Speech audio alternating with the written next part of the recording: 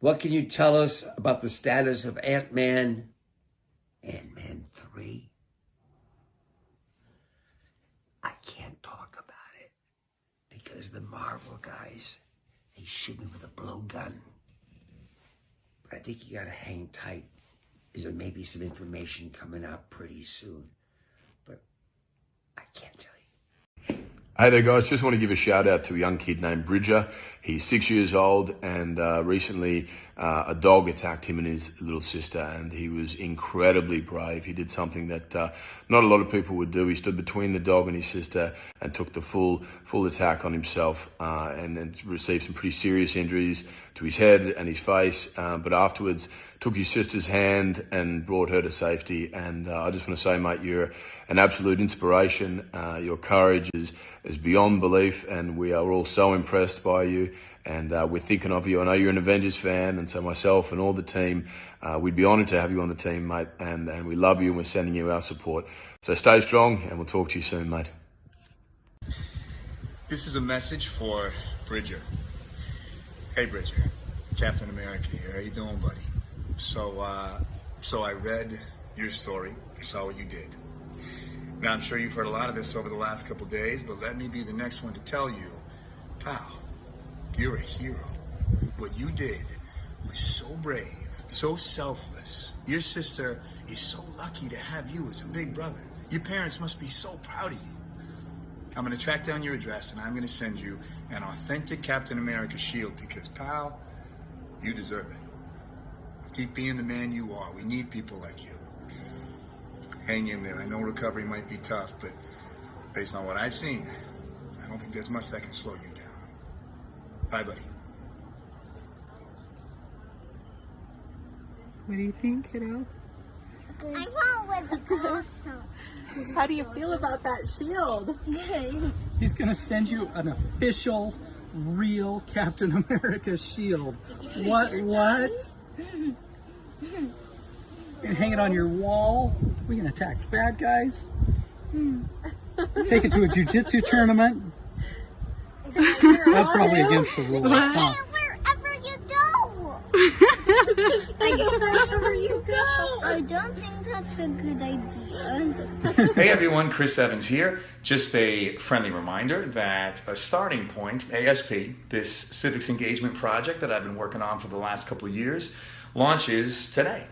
If you get a chance, go by and check it out. We hope that it can create a little more connectivity between elected official and their constituents, maybe demystify some issues that I think some people may find daunting. Ultimately, just try to create more engagement. An engaged electorate will create a government that more accurately reflects who we are and what we need. So check it out. Let us know what you think. Thanks. I've been a UNICEF ambassador for 7 years. I've seen firsthand how UNICEF has responded in some of the biggest emergencies, saving the lives of countless children. But now coronavirus is unprecedented and it threatens a whole generation of children. In Yemen, 5 years of conflict has left children with malnutrition. In Bangladesh's refugee camps, children are weak from disease and poor sanitation. Coronavirus has disrupted food and medical supplies. It's fueling poverty and overwhelming healthcare systems. Every 15 seconds, a child could die from the impact of coronavirus. We can be there for a generation of children who need us now. Okay. That's me.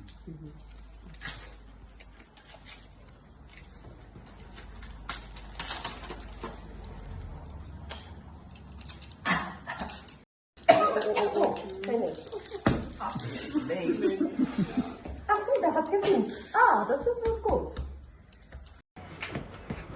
Something for the fans. I think it's my new floppy hair. Rachel, what have you done? Nice and gentle, yeah? Yes. Okay. I'm so sorry. No problem. The pain means the first thing you'll lose will be your feet below the ankles. And then my ears, I understand. Let's get on with it. Wrong! Your ears you keep, and I'll tell you why. So that every child at seeing your hideousness will be yours to cherish. Every babe that weeps at your approach, every woman who cries out, "Dear God, what is that thing?" will echo in your perfect ears. That is what to the pain means. It means I leave you in anguish, wallowing in freakish misery forever. Hi. Well, I've got myself a little confused because I had not realized that we were at a rather significant point in these sonnets. We just passed the halfway mark. There are still 74 to go. But not only are we at the halfway mark, we are at the point of sonnet 80. And that has special meaning for me because tomorrow I am 80. So thank you for tuning in, and I hope you will do the same tomorrow, and I will try and make the sonnet as cheerful and birthday-like as possible. Here we go. Sonnet 80. You see, I was going to read 81. Mistake.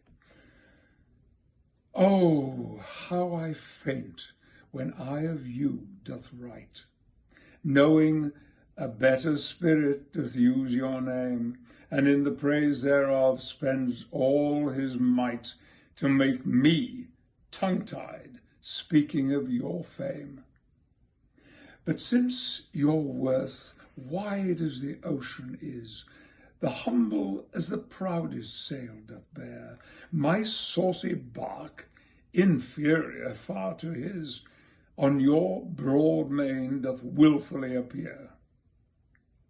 Your shallowest help will hold me up afloat, whilst he upon your soundless deep doth ride, or being wracked, I am a worthless boat, he of tall building and of goodly pride.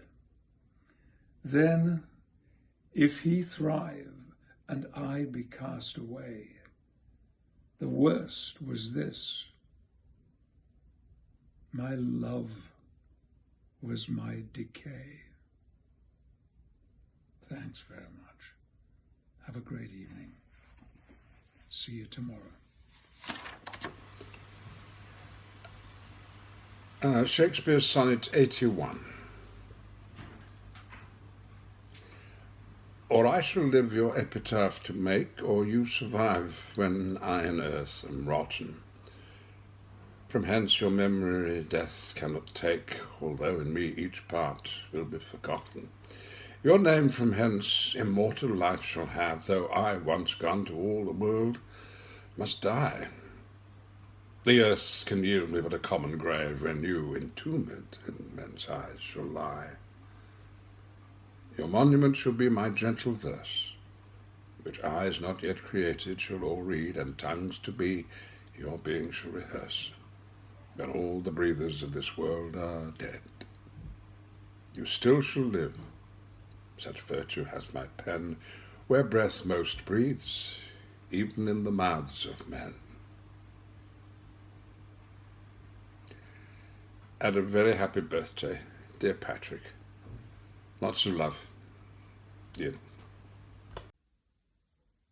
Hello, my name's Benedict Cumberbatch, and I'm going to be reading Three Little Monkeys by Quentin Blake and illustrated by Emma Chichester-Clark, two of my favourites. It's part of Save with Stories, an enterprise by Save the Children to help families that have been hit hardest during the coronavirus crisis. If you can, give any money to the charity Save the Children, please do, and details of how to do so will be at the end of this film.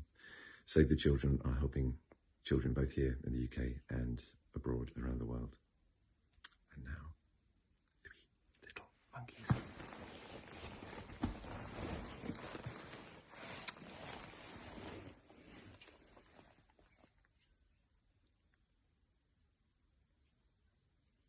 Hilda Snibbs came into the hall and closed the door. "I'm home," she called. "Where are you?" Now, some people have dogs and some people have cats, but Hilda Snibbs. Hilda Snibbs had 3 little monkeys. Their names were Tim and Sam and Lulu. Hilda fed them on slices of carrot and apple and banana and worried about their health. They were very lively. One morning, Hilda took her shopping basket and went to buy some bananas. "Be good while I'm away," she said. When she had gone, Tim and Sam and Lulu soon felt bored, so they crept into the hall cupboard to see what they could find to play with. They threw everything into the hall. They tried to open the umbrellas. They climbed into the Wellington boots. They pulled the laces out of the shoes, and they pulled all the feathers out of Hilda's best hat. When Hilda came home, she found the most dreadful mess. There were feathers all over the place, and her poor hat. "I'm really very disappointed in such naughty little monkeys," she said. Tim and Sam and Lulu looked at her with their big round eyes and said nothing. The next day, Hilda went out to buy a new hat. "Make sure you are good while I am away," she said. When she had gone, the 3 little monkeys soon began to feel bored. So they went into the sitting room to see what they could find to play with.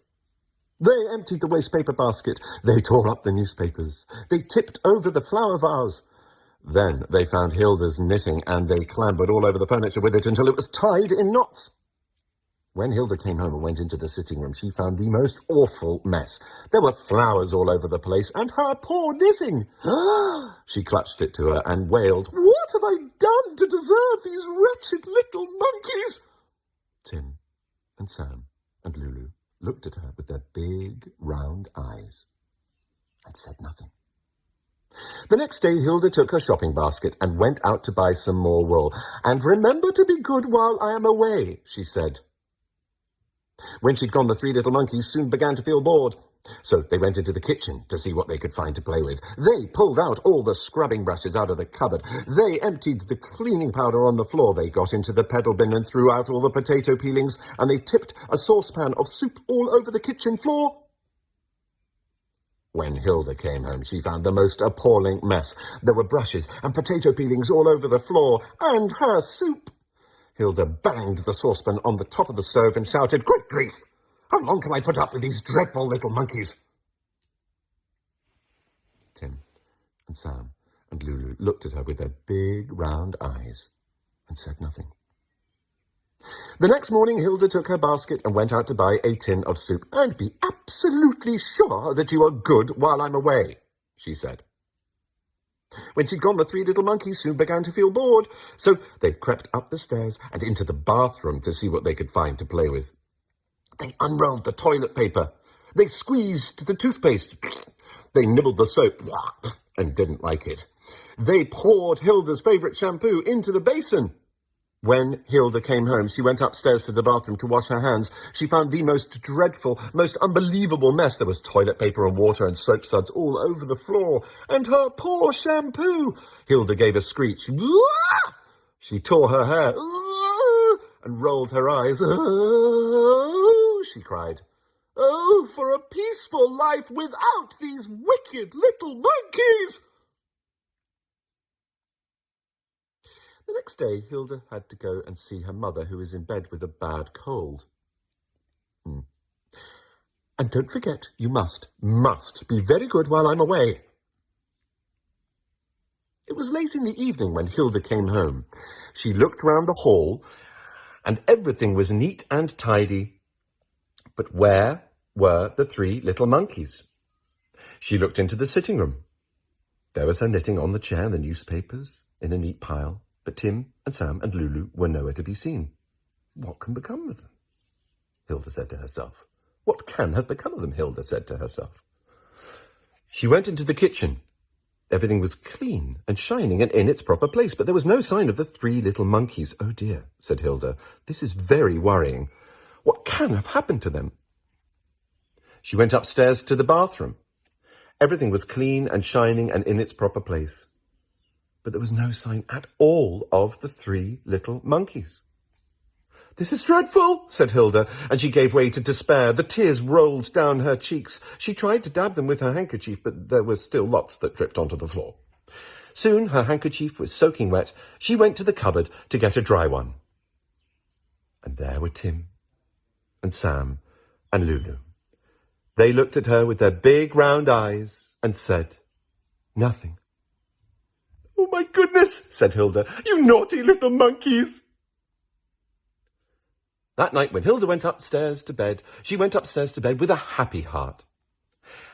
And as she slid between the sheets, she discovered all the spoons and forks from the kitchen and 3 tins of sardines in tomato sauce. But that is the sort of thing you have to expect if you have 3 little monkeys. The end.